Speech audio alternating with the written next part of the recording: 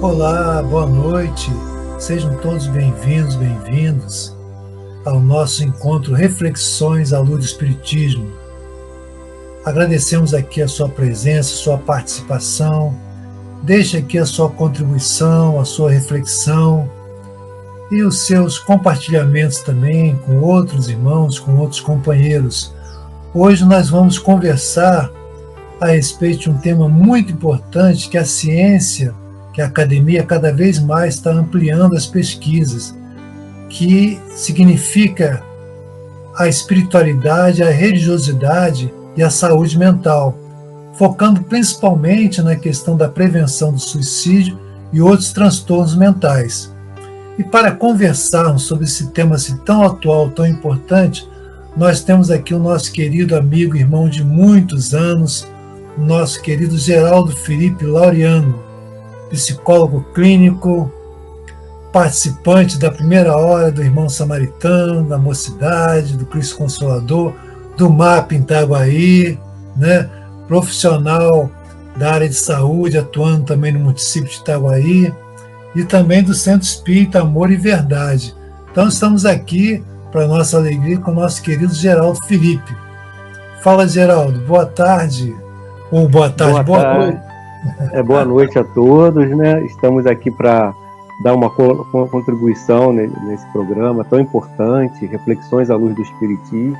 Espero que eu possa contribuir aí com a reflexão cada vez mais profunda sobre o tema que vai ser trazido hoje. Muito bom.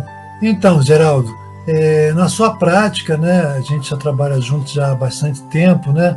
E o tema que cada vez mais vem se revigorando são esse tema, né? A ligação de religiosidade, espiritualidade e saúde mental. Então tem muitos artigos em relação a esse tema, né?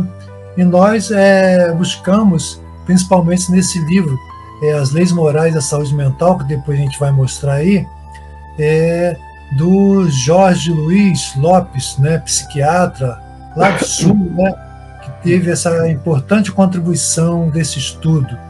E ele traz uma série de pesquisas que a gente vai mostrar aqui, algumas coisinhas para a gente ir conversando de como a espiritualidade, a religiosidade pode nos favorecer ao nosso equilíbrio e prevenção sobre os transtornos mentais. Então, vamos abrir aqui o primeiro slide, vou pedir o Celso para colocar então o primeiro slide. Olha, religião, espiritualidade, a prevenção do suicídio e transtornos mentais. Pode passar o próximo, Celso? Então ele começa assim, ou um destaque, né? O uso de álcool, tabagismo, medicamentos, drogas ilícitas foi investigados. Estudantes sem uma filiação religiosa ou sem uma educação religiosa tinham um uso significativamente maior de drogas ilícitas, né? Aí cita aqui êxtase, cocaína, etc. Esse aqui é um dos pontos do texto que começa a destacar. E aí, Geraldo, nós que trabalhamos com essa questão já há bastante tempo, né, nós podemos dizer, a doutrina também informa, né, e não só a doutrina, né, mas a ciência também mostra que o uso de droga, o uso abusivo de álcool e outras drogas, também é uma forma de suicídio indireto, né? Como é que você vê na sua prática, você coordena também o grupo lá de evangelização da família, na sua prática profissional, como que você vê a importância da religiosidade, da espiritualidade na prevenção desses transtornos? Bom, eu vejo como um fator assim, muito importante a religiosidade, né? E a gente tem que fazer um parênteses aqui. Quando a gente fala de religiosidade, a gente não está se prendendo a nenhuma religião específica, né? É o sentimento religioso que, inclusive, o Jung, ele é um psiquiatra suíço que trabalhou muito tempo com Freud, e ele leva muito em consideração a visão religiosa dos pacientes. Ele tem pesquisas mostrando, né, que na prática clínica dele, de que o indivíduo que tem uma visão religiosa ou que tenha uma filiação, né, uma busca da religiosidade, eles têm uma capacidade de melhora muito maior e de associações, né, diante dos conflitos das dificuldades, inclusive em relação à questão do uso de álcool e outras drogas, né? E então a religião, ela é um fator muito importante, porque a religião ela trabalha aspectos do ego profundo, né, que é o próprio self, que faz com que o indivíduo tenha uma dimensão da vida diferenciada. Ele consegue vislumbrar, né, a realidade espiritual. E falando assim da religião, a gente não pode deixar de ressaltar o aspecto do espiritismo, né, como ciência, filosofia e religião, que é a terceira revelação que nos é oferecida, que nos foi oferecida. O próprio Cristo prometeu a vinda do Consolador, que é o Espiritismo, e o Espiritismo tem essa conotação de não ser apenas mais uma religião, mas também está associado à ciência e à filosofia. Então, se o indivíduo puder ter acesso ao conhecimento espírita, a possibilidade dele elaborar as questões, superar os conflitos, essa tendência ao suicídio, né? Nós estamos falando esse mês o mês Setembro Amarelo, que fala sobre a prevenção ao suicídio. Se ele tiver essa visão da imortalidade, da continuidade da vida após a morte, das consequências das suas atitudes, né, no presente, refletindo lá no plano espiritual, em questões de sofrimento, ou a felicidade, se ele cultivar a felicidade aqui, se ele tiver essa visão, a tendência é que ele consiga se precaver, ter cuidado nos seus pensamentos, nas suas atitudes, e até no uso de algum tipo de droga, porque sabe que vai prejudicá-lo futuramente. Então a religiosidade e a religião espírita é importantíssima nesse processo de conscientização. É interessante, né, Geraldo, que você chamou a atenção aí, religiosidade não necessariamente, né, está ligado a um credo religioso, né? E aí também é muito interessante que as pesquisas vão mostrar, né, o Sérgio Luiz nos traz também, em que não é ligação com aquele segmento religioso restrito, mas é aquele sentimento de espiritualidade que a pessoa pode estar alimentando. E como nós sabemos, né, o próprio Emmanuel, né, em um dos seus inúmeros livros, né, coloca assim que muitas vezes o ateu, né, o ateu materialista, ele é mais cristão do que aquele que se diz que é, né? Só para fazer esse adendo, para que a gente possa estar atento nesse aspecto de não segmentar a questão do credo religioso, mas de valorizar, como você colocou, da espiritualidade, né? Então, as pesquisas vão assim fazendo esses recortes, olha só, não necessariamente ao segmento religioso A, B, mas aquela espiritualidade, aquilo que o indivíduo já está buscando de fato esse desenvolvimento. E como você disse, vai nos dando assim meios, né, de proteção, de amparo, né? A gente pode colocar um outro slide, então, Celso, agora, por favor.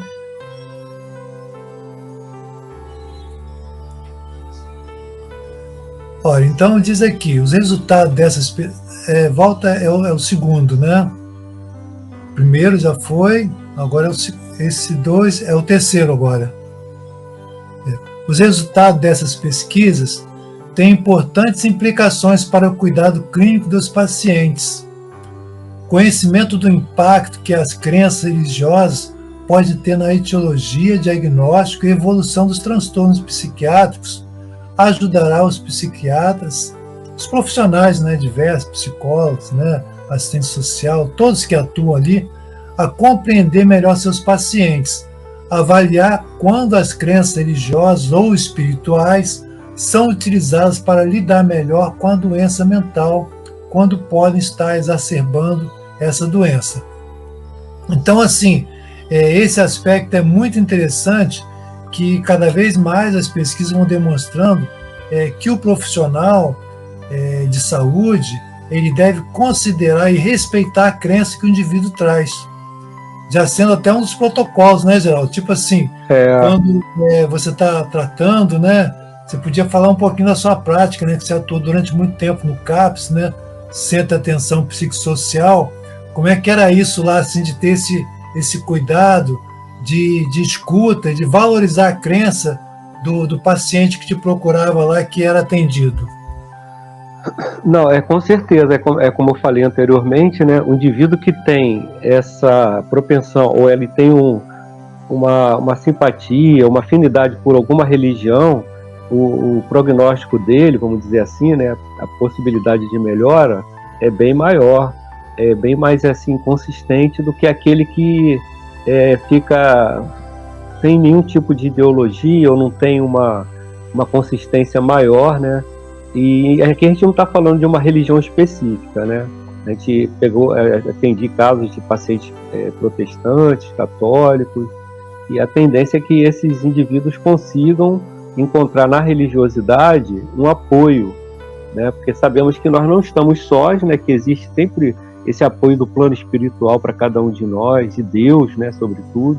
E, inclusive, um fato assim que eu acho que é interessante a gente ressaltar, não só para o paciente, mas o próprio profissional, se ele tiver esse vínculo com a religiosidade, não necessariamente uma religião, mas com uma filosofia de vida, né, voltada para o bem do próximo, que ele cultive valores cristãos, né, da espiritualidade, vai favorecer também essa possibilidade do paciente melhorar, com certeza, porque ele vai conseguir fazer com que o paciente entre em sintonia, né, com essa religiosidade.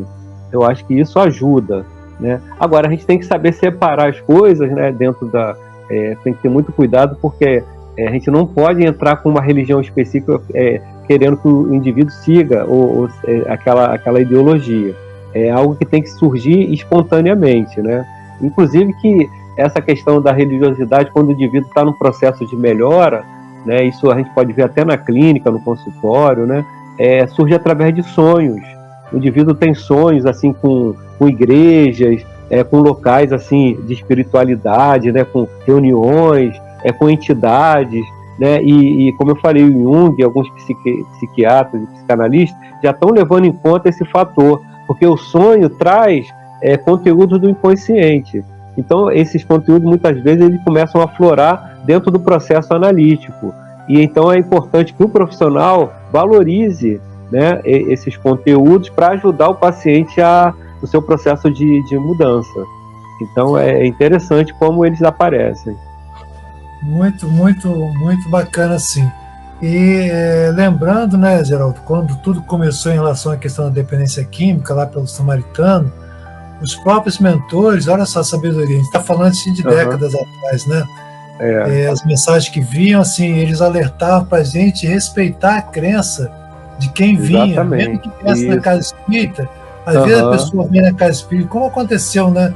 Nós atendimos algumas pessoas que iam lá, e eu falei assim, não, eu não quero saber do espiritismo, eu tenho uma questão, né, que eu sei que vocês estão tratando, que era a questão das drogas e tal, né?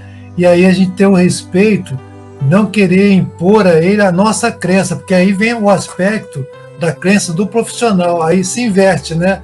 A gente respeitar a crença de quem está lá, né?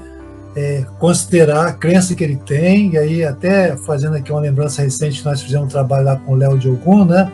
Nosso vizinho, né? Nosso parceiro lá, respeitar essa questão da religiosidade dele e também ter o cuidado da gente não impor a nossa crença ao paciente. Porque no caso que nós somos aqui profissionais, que somos espíritas, né, atuamos, né, na sua área espírita, somos aprendizes aí da seara espírita. E a gente, no nosso trabalho lá em Itaguaí, né, com a nossa equipe de voluntários, né, que vão se especializando, seja profissionais ou não, a gente sempre bate nessa tônica, olha, cuidado para não impor àquele que chega uma crença que é nossa. Não, o importante é o acolhimento, envolvê-lo nessa espiritualidade, na escuta, favorecendo para que a pessoa possa se ancorar de alguma forma na crença que ela tem, ou na crença até que ela não tem, né? Quer dizer assim, às vezes a pessoa é materialista e tal, mas ela tem a essência, né, divina, como nós sabemos que a doutrina nos ensina, né? Então achei muito importante isso, e nós queremos agradecer aqui a você que está chegando agora, pelo Facebook, pelo Instagram e pelo YouTube.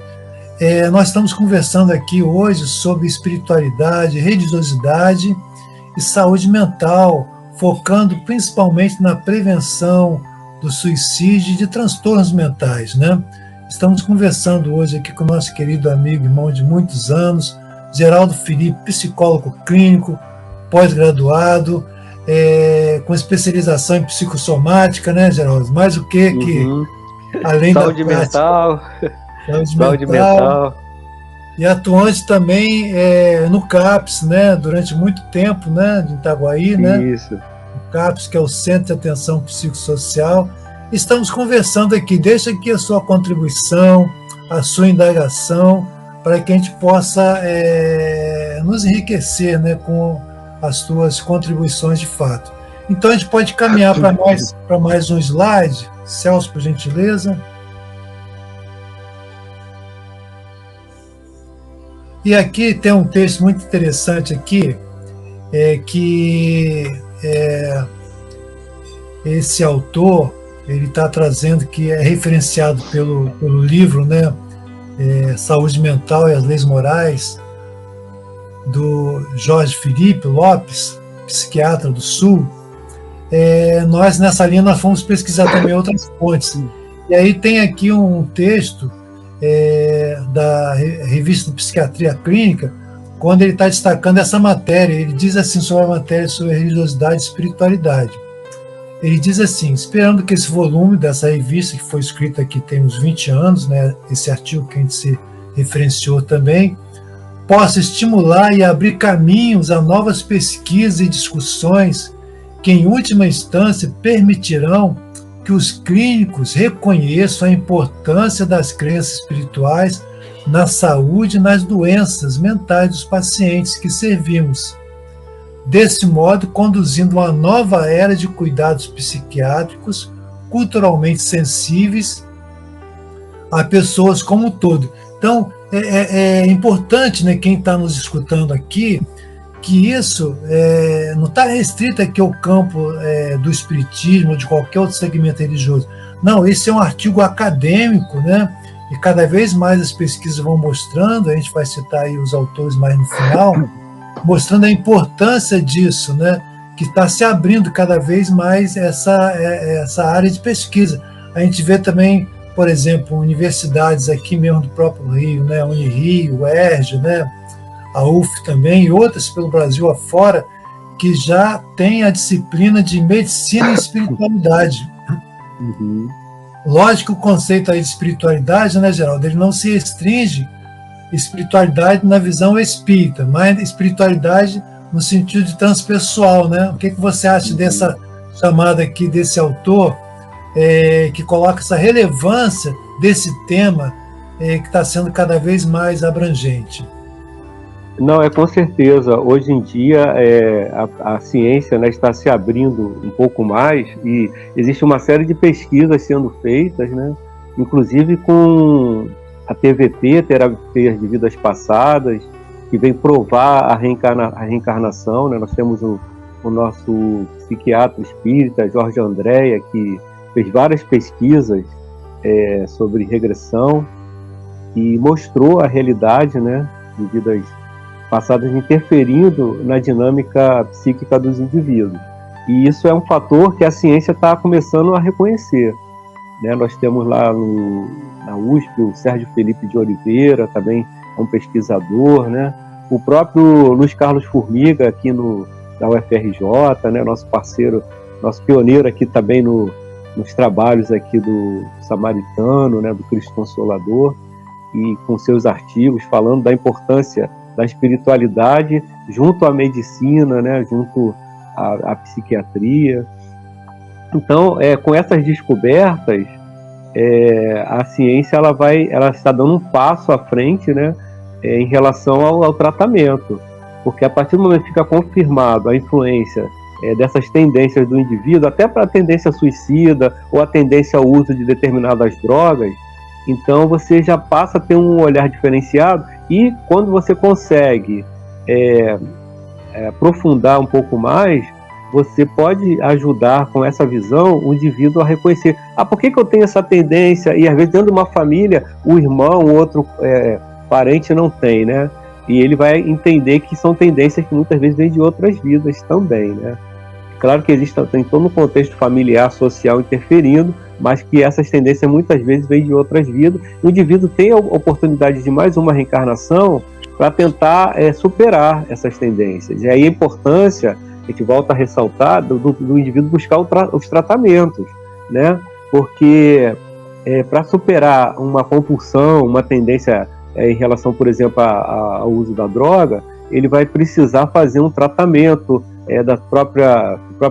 aprofundar, né, no autoconhecimento, vai precisar fazer um trabalho de psicoterapia, de grupos, né, e temos também que ressaltar a importância dos grupos anônimos, né, para que ele possa, através desse esforço, ver o que precisa ser modificado nele, né, e a partir daí ele consiga superar toda essa tendência ao uso, e até mesmo a essa tendência ao suicídio, né, a um impulso suicida. Mas para isso ele vai precisar fazer todo esse trabalho de autoconhecimento, de reforma íntima, através da psicoterapia, utilizando essa visão que a reencarnação nos traz, e que a ciência, graças a Deus, já está reconhecendo. Então, são técnicas que já estão sendo utilizadas. É necessário até o cuidado de se buscar essas técnicas, porque é necessário toda uma especialização, né? Mas se o profissional ele tem essa visão, com certeza vai favorecer muito o processo de mudança do indivíduo. Muito bom, Geraldo. Lembrando aqui, né, eu pedi o Celso para colocar aqui depois o logo do CVV. Nossos parceiros também, já fizemos várias gravações com eles, né? 188, né? Ligue, né? 188 CVV, porque é necessário que a pessoa fale, né, dos seus conflitos, das suas angústias, né? Do momento que está isolado. Então, por isso é importante que fale, né? Por isso essa chamada também. E aí nós podemos falar, né, Geraldo, do nosso trabalho, da Casa Espírita como um todo, né?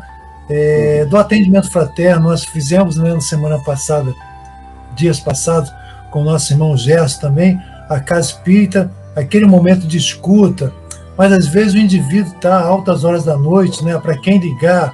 Então 188 buscar esse socorro, dizer da sua angústia, para que as pessoas que estejam preparadas possam estar trabalhando também e oferecendo essa ajuda.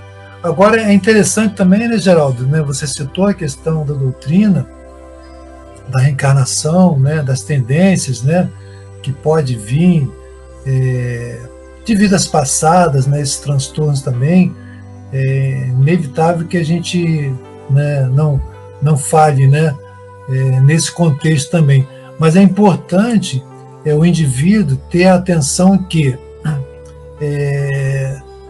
a necessidade de buscar, muitas vezes, o auxiliar profissional, que às vezes a pessoa, assim, ela pode ser meia reativa, né, contrária ao tratamento profissional. Não, eu vou só na minha igreja, eu vou só no centro. Vai cumprir o seu papel, mas é importante que a pessoa possa buscar também o apoio profissional, né? Com certeza. Porque a parte da religiosidade vai cumprir, às vezes cumpre, né, de forma satisfatória, porque vai variar de caso para caso. Mas há muitas situações que o profissional da área de saúde ele vai ser necessário, a medicação também ela vai ser necessária, né, com critério, para que a gente possa formar essa rede de proteção. Então, acho que é importante a gente não deixar de lembrar que a doutrina espírita é ciência, filosofia e religião. Então, se estamos precisando do médico, o médico está lá. O médico também é um instrumento divino, né? Porque senão a gente se fecha. Não, eu vou só tomar o passe, vou só fazer esse trabalho aqui do atendimento fraterno. Às vezes vai funcionar e graças a Deus. Outras vezes vai ser necessário o quê? O acompanhamento médico, né, profissional, para que o indivíduo possa estar bem, né? Bira, e não necessariamente o profissional tem que falar desses conceitos, né? Isso serve de parâmetro para a gente entender a dinâmica. Às vezes o paciente ele tem outra religião ou ele não é religioso. Se a gente lança essa questão da reencarnação, ele pode ficar, né, até um pouco assustado ou confuso. Se não devemos, né? Ter... exatamente. Antes, não confundir a crença do profissional com quem Isso. chega. Serve de parâmetro gente, não é natural de pesquisa. Exatamente, o que você falou, que às vezes você buscar o atendimento médico, científico, né, psicológico, psiquiátrico com a medicação e a questão da... Agora, se o paciente já tiver uma abertura ou se ele for espírita, aí sim pode ser aberto algumas questões, mas se não... Mesmo assim, também, né, Geraldo? Assim com critério, com todo cuidado, com todo critério. Então vamos aí para o próximo slide, Celso, estamos chegando já ao finalzinho. Olha, aqui é uma outra autora, né, que ela coloca assim: há muitas evidências da relevância do fator espiritualidade na saúde psíquica das pessoas. A espiritualidade, quando bem integrada, olha só que interessante, a espiritualidade, quando bem integrada na vida do indivíduo, contribui de uma forma positiva para a saúde mental. As pesquisas mais recentes, esse texto aqui do ano passado, as pesquisas mais recentes reconhecem e valorizam a correlação entre religiosidade, espiritualidade e qualidade de vida, independente da prática religiosa. Então aqui também cabe, Geraldo, eu acho que também está com cuidado, né? Inclusive para nós, né? Falando para nós que estamos na doutrina espírita, né? Quando ele fala assim, olha, a espiritualidade quando bem integrada na vida do indivíduo, porque em um momento deve ser passar a desatenção contra possíveis excessos de interpretações equivocadas sobre a religião, qualquer rótulo que seja, porque às vezes pode até prejudicar a pessoa, dependendo do que você vai passar. Por exemplo, né, no atendimento fraterno, nas nossas oficinas, nós falamos disso, né? Por exemplo, na hora do atendimento fraterno, você não falar em evidências, né? Isso, aquilo no passado, então, aquilo vai trazer uma confusão danada na cabeça da pessoa e não vai ajudar. Então, tem que ter esse cuidado. Como é que você vê isso, assim? Esse cuidado de não passar informações indevidas, mesmo de cunho religioso, para aquele que procura ajuda.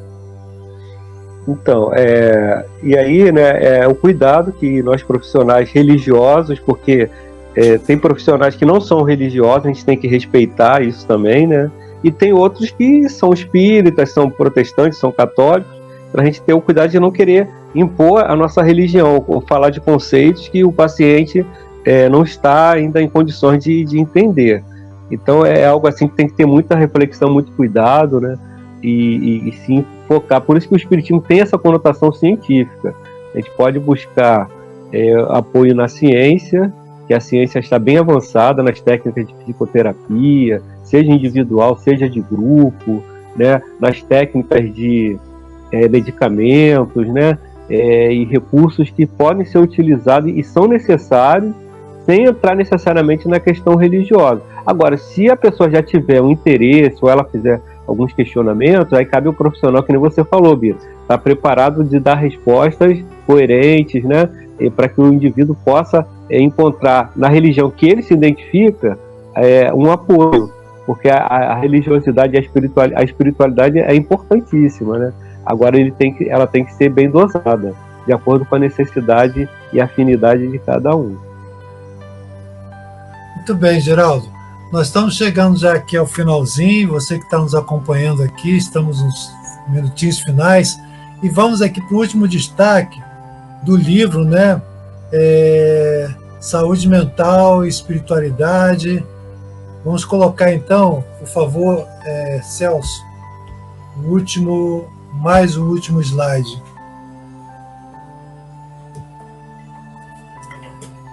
Anterior a esse aí. Então aqui nós temos um trecho, né, desse livro que nós botamos, Leis Morais e Saúde Mental, do Sérgio Luiz da Silva Lopes, psiquiatra lá do Sul, e ele é que traz um dado de pesquisas, né, que depois cada interessado possa aprofundar, e ele coloca aqui em relação ao suicídio e abuso de substâncias, né? Há ainda mais consenso quando as taxas de suicídio e abuso de substâncias são consideradas. Dos 68 estudos que examinaram suicídios, 84% mostraram baixas taxas de suicídio ou atitudes negativas entre os mais religiosos. Então, mostrando que essa taxa expressiva bastante quando se compara assim aqueles que estão de fato envolvidos no processo de espiritualização, independente da crença religiosa. Esses estudos, aqui ele fala mais de 68 estudos, né, e é cada vez mais, né, tem muitos estudos, são centenas de estudos mostrando a importância da espiritualidade no sentido do equilíbrio, da harmonização. E aqui ele destaca em relação ao suicídio e a questão também do abuso de álcool, de drogas, né, álcool e outras drogas, que também é uma linha que é considerado um suicídio indireto, né, Geraldo? Isso, exatamente. E uma das causas do suicídio, da atitude suicida, né, e até do uso das drogas, é a falta do sentido da vida e o vazio existencial, né, e que muitas vezes acontecem, né, o indivíduo não tem resposta para as coisas que acontecem na vida, o sofrimento, ver o mundo como está ainda, né, infelizmente, com várias situações de guerras, de conflitos, de indiferença à dor do próximo. Então, o indivíduo ele não consegue ter uma explicação, né, do porquê da própria vida, né, e aí ele acaba resvalando no desespero, na loucura, né, em atitudes extremas, até de violência. Então, a religiosidade e a doutrina espírita, como ela dá respostas do porquê da vida, né, por que estamos aqui, de onde viemos, para onde vamos após a morte do corpo, né, e como devemos viver aqui, a melhor maneira de viver. Então, ela dando essas respostas, ela vai ajudar, né, nos ajudar a lidar com essas situações de sofrimento que a vida possa trazer, né? Então, a religiosidade ela tem um papel fundamental, né, na solução de alguns conflitos e de pacificar o indivíduo, né, levar um consolo, um fortalecimento para ele lidar com as adversidades da vida. Isso, com certeza, a própria ciência já está provando isso, como o texto nos trouxe. Muito bem.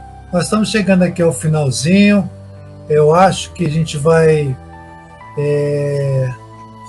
em outro momento, falar aí outro aspecto, aí vai ser com enfoque predominantemente espírita, né? Das interferências espirituais no processo. Olha, tá aí, ó, bonito, olha. O CVV. CVV, muito bacana. Então, não deixe de ligar quando sentir a necessidade. Não é só para falar da tristeza, porque também existe, né, o repertório da experiência deles, que às vezes a pessoa está feliz, não tem com quem compartilhar uma conquista, sabe? Está tão isolada, tão sozinha. Então, liga também para o 188 para dizer das boas coisas, compartilhar suas conquistas, suas vitórias, né? E nós, mais adiante, pretendemos ter um outro momento para falar das interferências espirituais nesse processo em relação à questão do suicídio. Vamos ver nos próximos encontros.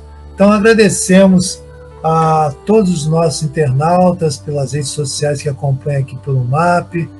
Eu queria, Geraldo, que você então desse um até logo, fizesse suas despedidas aí, agradecendo mais uma vez pela sua disponibilidade de estar contribuindo para nossas reflexões aqui nessa trajetória que já vai de algum tempo, né? Então, convidá-los a conhecer o MAP, né? Conhecer o Cristo Consolador lá em Itaguaí, que é o projeto que está em andamento para lidar com essa questão das drogas, do sofrimento humano, né?